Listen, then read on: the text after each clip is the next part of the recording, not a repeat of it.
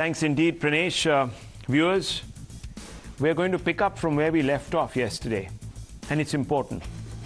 It's important because, viewers, the Supreme Court has thankfully put an end to a carefully planned campaign to bury excesses by Islamist radicals. Today, in a verdict that must be welcomed by all Indians, especially those who are opposed to radicalism, the Apex Court Chief Justice of India-led bench lifted the ban on the film Kerala Story in Bengal and the de facto ban, as it's being called, on the movie in Tamil Nadu. In Bengal, the Mamata Banerjee government had banned the movie Kerala Story that has inspired by real life stories of scores of unsuspecting women brainwashed, converted and radicalized to serve the dreaded Islamist terrorists of the Islamic State in ways, viewers, I can't even mention here.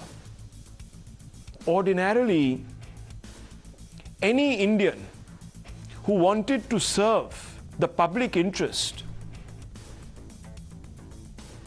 should have had no problem with a movie that brings out into the mainstream the suffering on women who have had to endure this ordeal that strips them of their Hindu dharma and dignity. Because I'm not making it religious, but it is that, unfortunately. It tells the story of how certain radicalized individuals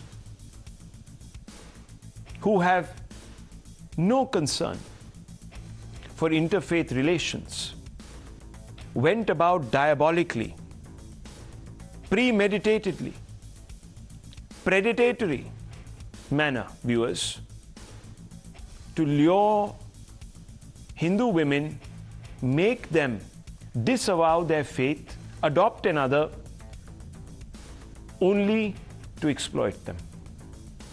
But sadly, viewers, the Bengal government hid behind some rather inexplicable, I won't call them flimsy, but inexplicable excuses to justify the ban on the film.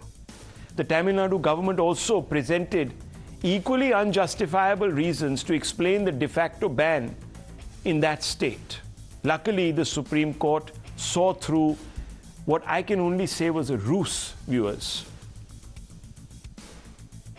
The Supreme Court, while staying the ban imposed by the West Bengal government, said that the order suffers, that is, the order to ban suffers from overbreadth and is not based on any material produced before the court.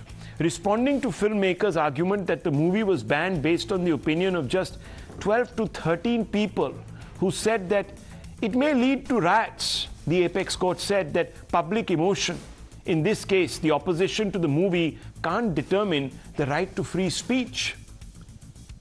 And if that happens, one would end up watching only sports and cartoons. That's what, viewers, the Supreme Court said.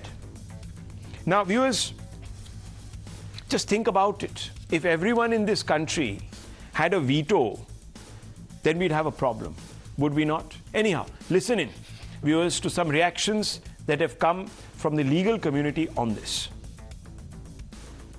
All that has happened today is that today we have a stay on the ban imposed by West Bengal.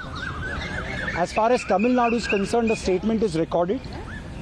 Therefore, the exhibition of the film can go on in Tamil Nadu basis the statement today by the council, and there can't be any direct or indirect imposition of any restriction on the exhibition of the film. This is all that has happened, and the matters are all posted on 18th of July and reopened. The Supreme Court also emphasized that providing security to theatres and moviegoers is the state's responsibility, and the state of Tamil Nadu or West Bengal can't hide behind the presumption that there's going to be violence, and therefore there needs to be some sort of action. Viewers, The Supreme Court also directed the Tamil Nadu government to facilitate the same, which is ensure that cinema hall owners feel secure enough to play out this film. However, those who have since day one tried to block the movie still won't budge from their stand and insist that the movie is meant to hurt and divide, which is so irresponsible, viewers, because would the Supreme Court be complicit in any ill-intentioned move that would lead to a breakdown of public order? No, viewers, it would not. But nonetheless, listen in to how these individuals continue to justify their misplaced agenda of smothering bigotry, the truth about bigotry in this country. Listen to this, viewers. पश्चिम बंगाल की सरकार और ममता बनर्जी ने Kerala story पर रोक इसलिए लगाया था कि पश्चिम बंगाल के समाज को वो तोड़ना चाहते हैं। हिंदू मुसलमान के नाम पर उसको बांटकर फिर मुसलमान का सामने जाकर बोलना, ये भारतीय जनता पार्टी तुम्हारा खिलाफ है। क्या पश्चिम बंगाल के मुसलमान इस हिंदुस्तान को नापाक मानते हैं? ऐसे डिसीजन पे तो ममता बनर्जी ने आईएसआईएस का साथ एक ही लाइन में सारे मुसलमान को खड़ा कर दिया। हम लोग ये विश्वास करते हैं पश्चिम बंगाल के अल्पसंख्यक समाज उसको खिलाफ आवाज उठाएंगे। ममता बनर्जी का डिवाइसिव पॉलिटिक्स जो है, तोड़ने वाला जो राजनीति है, बस समाज को बांटने का राजनीति, इसका खिलाफ आवाज उठाएंगे। We are saying that in the best interests of Bengal, the Mamata Banerjee took the call in the initial stages and she banned the cinema. Now, it is the fundamental right of every citizen of the country to go to the courts of law, which the producer did. The Supreme Court has given its observation. Now, following this, Honorable Chief Minister, what action she will take is, Didi will say, it's not possible for me to say. Viewers, during the hearing, the bench also questioned the claim made by the filmmakers that 32,000 women have been deceitfully converted to Islam. The producers admitted that there is no authentic data to back up that claim and that a disclaimer will be added stating the same. However, the fact that such incidents take place, that this radicalization that has been now described as, viewers, love jihad is undisputed.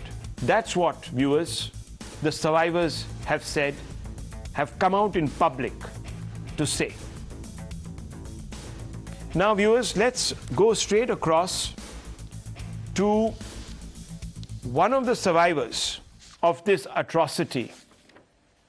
She is Shruti, the lifetime worker of Arsha Vidya Samajam. Now, Shruti, first of all, your story will be told, the story of hundreds, if not thousands, of women who have survived this horrific assault on their dignity will be told.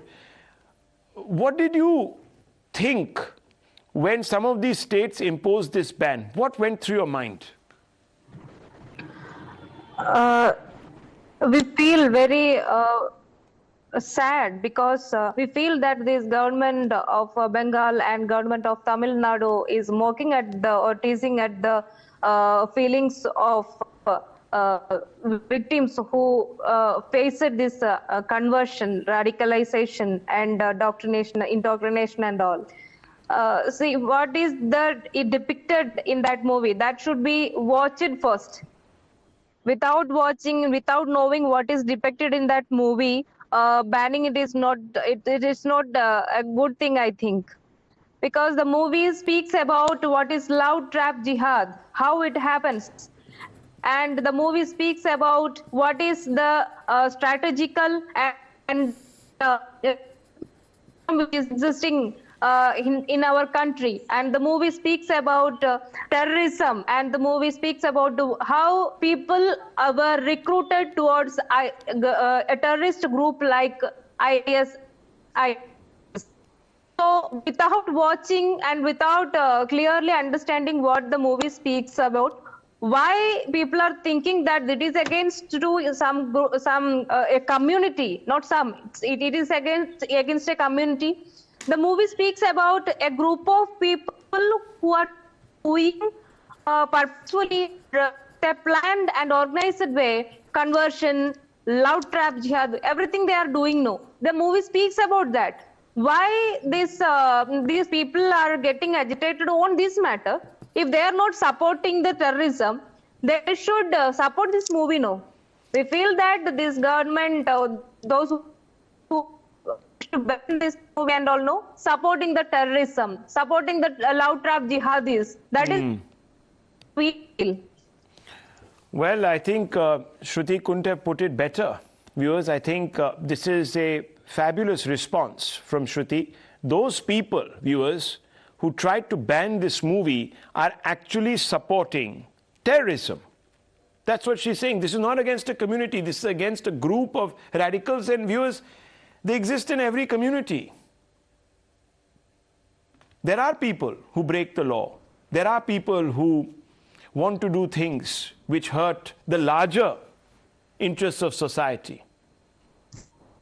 And they come in different shapes and forms. Unfortunately, in our country, there are a group of individuals who are aligned to terrorist organizations who are doing this to benefit those terrorist organizations. And therefore, viewers, those who are banning this movie are actually abetting in the conspiracy of silence to keep all this under the radar. And it is shocking. And I want to open this up. Thank you, Shruti, for joining us. I know you're on the road, and I know that you're spreading your story and you're trying to tell this story to many others. Thank you for taking the time out.